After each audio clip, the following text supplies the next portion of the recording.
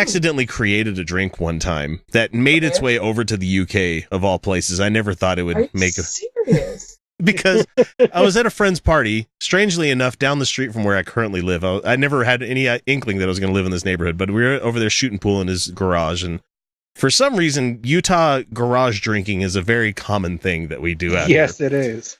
And Why?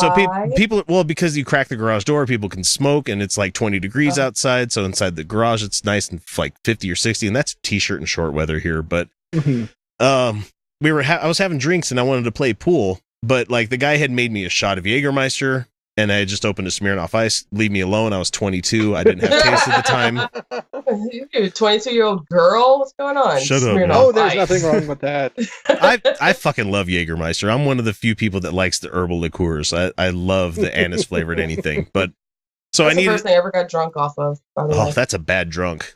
Yeah, Dave Attell, isn't Dave Attell the one that has the jokes about getting drunk off of Jägermeister? I think he does. Dave Attell has jokes about getting everything. drunk off of everything. So I love that show that he had, Insomniac. Yeah, that was what it was. So I had these two drinks, and I didn't want to double fist it when I was playing pool. And so I drank a little bit of the Smirnoff Ice, and I poured the Jägermeister into the drink. I'm like, fuck it, Boilermaker, whatever, poured it in there. And then, like, as it's sitting there and simmered and everything, as I was having my turn at pool, I went back to it and I started drinking it. And it tasted like one of those Haribo gummy colas. yeah, Okay, so what did you mix again? It was Smirnoff Ice regular and Jägermeister? Yeah, regular Smirnoff Ice with with a shot of Jägermeister in it. And it tasted like one of those gummy colas that you can get. And I was like, fuck, this is amazing. And so at the time, I was a member of a video game website, which I won't go into too much detail about that kind of stuff, but I used to post drink recipes in the community blog that they had there. And this drink that I made, I'm like, I've never seen this anywhere and I heard this anywhere. I'm going to share it with people. And then all of a sudden, like a couple years go by, and I actually go to a party to meet up with these people at the Penny Arcade Expo in Washington. Yeah.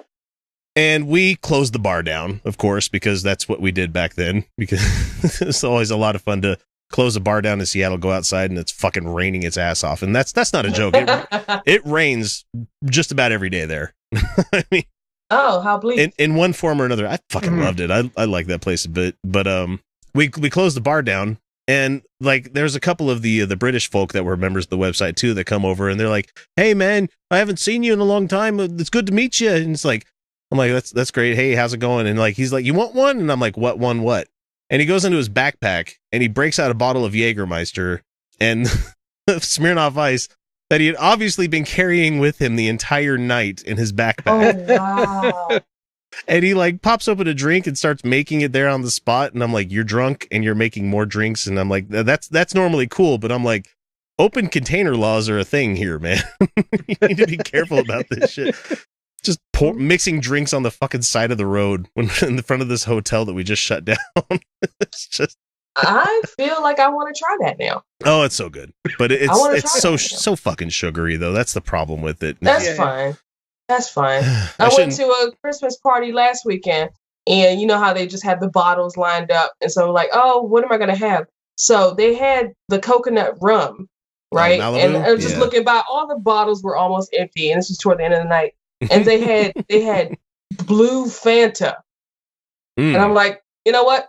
Fuck it. Blue. What flavor is blue? I don't know. It's blue flavor. Blue flavor. It's blue flavor. And so I'm like, you know what? They're out of Coke. Fuck it. So blue Fanta and coconut rum, and it was all right. It wasn't bad. It's almost a tastes like a Boons. Yeah. Yeah. Like blue Boons. Everybody's first drunk off of Boone's Farm. Oh my gosh. That's what, when you see a bum with a paper bag, that's what's in the paper bag. Yeah. Boone. Yeah. Might as well be drinking hairspray at that point, man. Come on. Don't judge me. Don't you fucking judge me. Don't judge me. There's like, where I work in DC, I work in Chinatown neighborhood, right? Well, it's barely Chinatown anymore. It's been gentrified all to hell. And it's, and so we have white people. It's like they put the stadium in, and it's just all of China has been pushed out of Chinatown. But we have our resident homeless people, Like there's this one dude, and he walks around and he drinks like it's got a Chinese label on it. He gets it from one of the souvenir shops. And I'm like, whatever it is, I don't know if it's some kind of like tonic with alcohol in it or alcohol with tonic in it or whatever the fuck it is. He's got a healthy liver as he's drinking his alcohol. Smell it. And I'm like, what the hell is that he's drinking? But he drinks it every day. And like, seriously, I've seen this guy for years. You know? And he's getting younger and younger. Yeah, I know, right? I don't know what I'm sure it's something alcoholic, but I have no idea what it is. Yeah. But now you don't smell bums anymore. You smell weed smoke, and that's about it, which is fine. Which is where we're headed as a country once to get this asshole out of office, I think. Yeah. Did you hear what he said? Did you hear what he said about Oh, God damn it.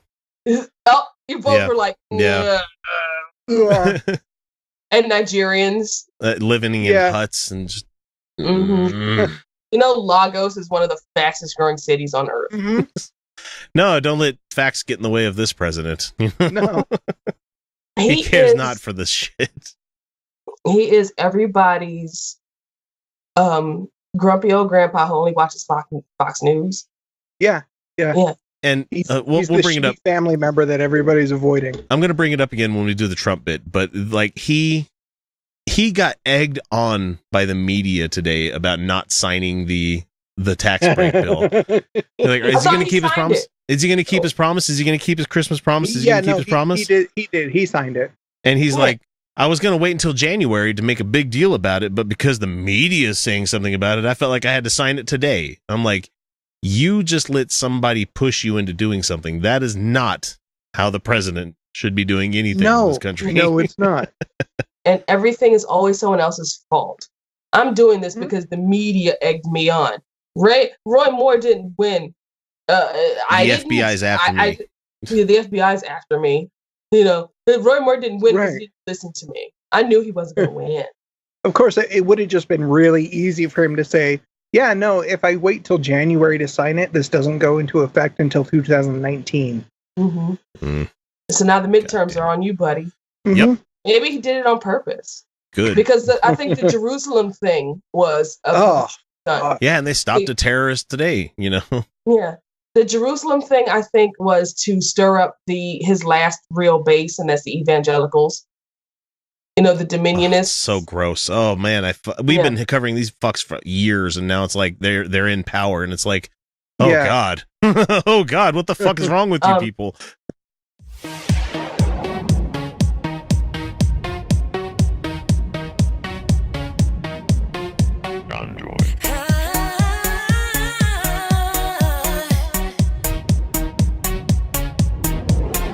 Galaxy.